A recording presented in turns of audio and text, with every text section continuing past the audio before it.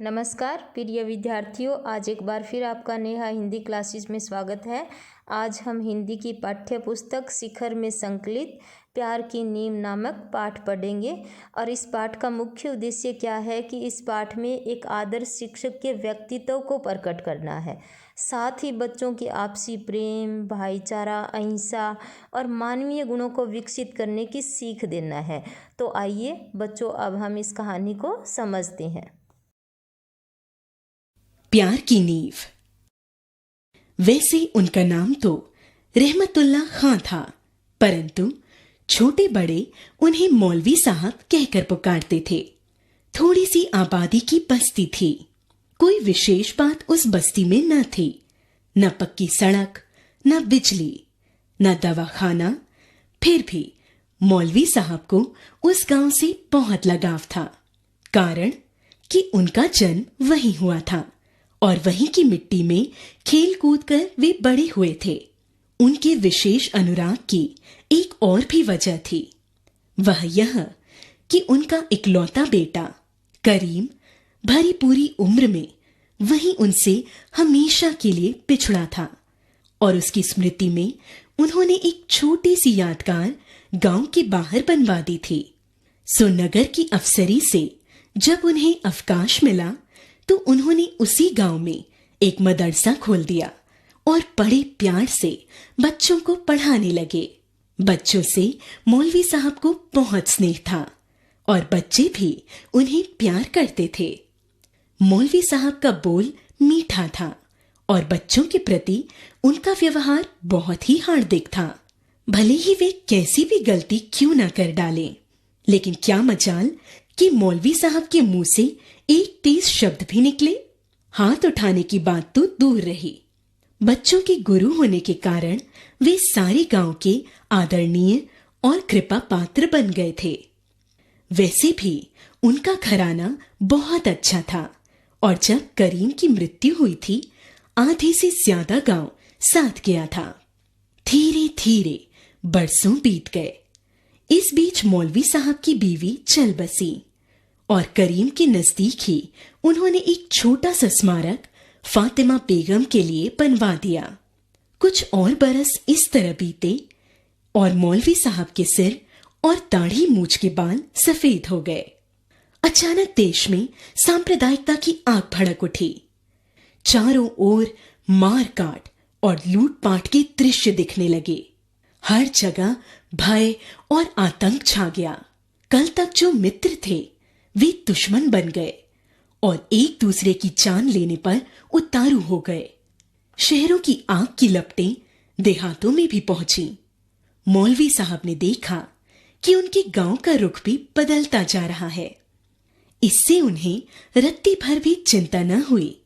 उसी प्यार और मोहब्बत से बच्चों को पढ़ाते और गांव वालों के साथ पेश आते रहे।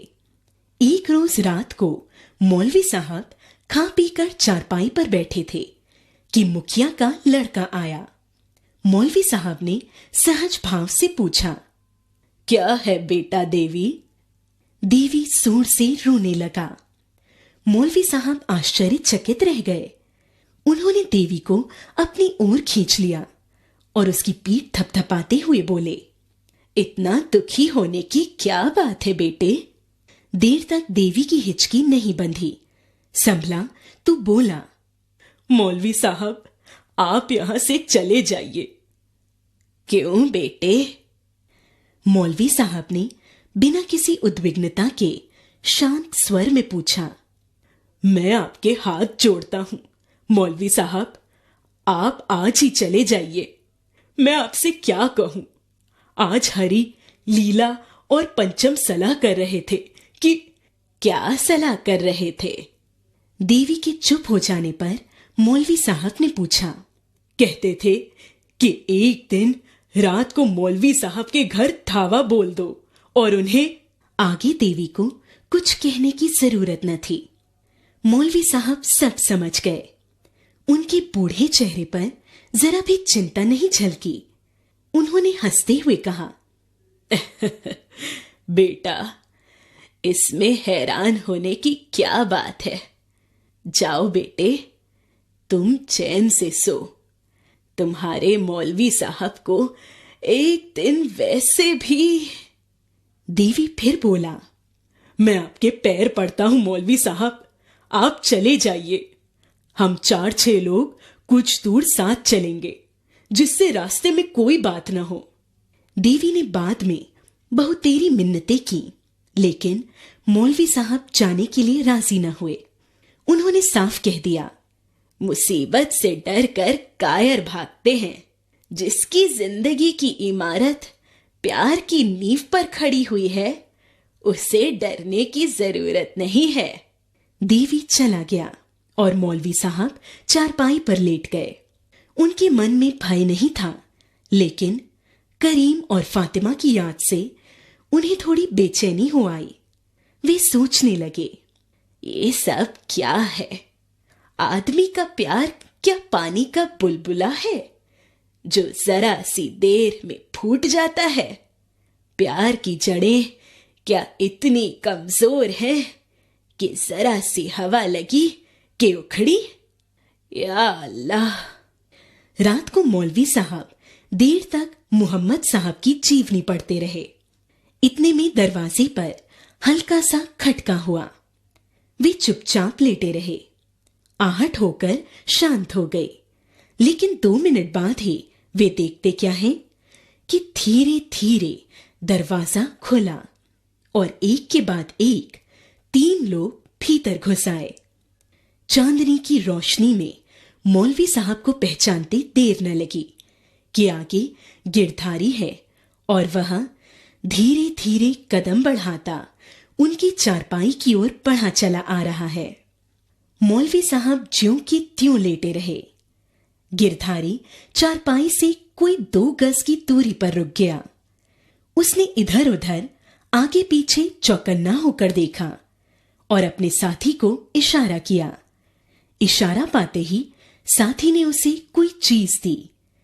गिरधारी एक कदम और आगे बढ़ा। मौलवी साहब ने देखा कि उसके दोनों साथियों में एक पंचम और दूसरा लीला है। इन तीनों को उन्होंने पढ़ाया था। गिरधारी देर तक वहीं खड़ा रहा।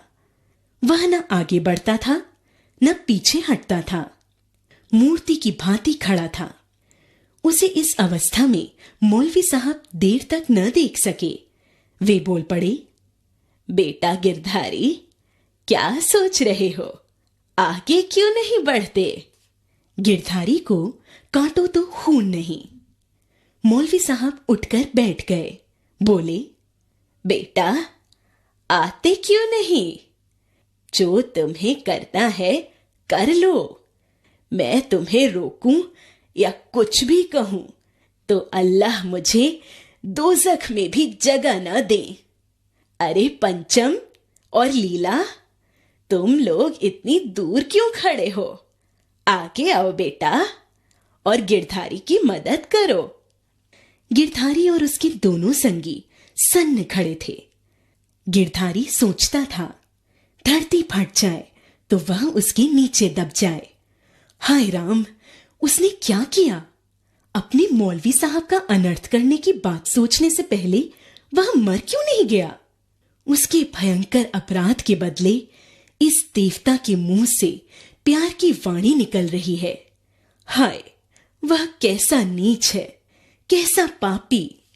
मौलवी साहब ने अत्यंत सरल भाव से कहा, गिरधारी, मुझे तो वह दिन याद है जब तुम मेरी गोद में खेले थे और मैंने तुम्हें अपना करीम मानकर पढ़ाया था। लेकिन बेटा, सच कहता हूं, मुझे तुमसे कोई शिकायत नहीं है। इंसान को अपना कर्तव्य पूरा करना चाहिए। मैंने जो किया वह मेरा कर्तव्य था। बेटे, तुम मेरे प्यारे हो और वैसा मानकर मेरे दिल से तुम्हारे लिए सदा असीस ही निकलेगी। दूध की चांदनी में मौलवी साहब का चेहरा चमक उठा, मानो कोई फरिश्ता बैठा हो। गिरधारी ने हाथ की चीज उठाकर एक ओर फेंक दी और आगे बढ़कर मौलवी साहब के पैरों के पास बैठ गया। पंचम और लीला चारपाई के पास आकर बैठ गए। मौलवी साहब ने उन दोनों की पीठ थपथपाई और देखा कि चरणों के पास बैठा गिरधारी बार बार अपनी आंखें पोंछ रहा है। श्री यशपाल।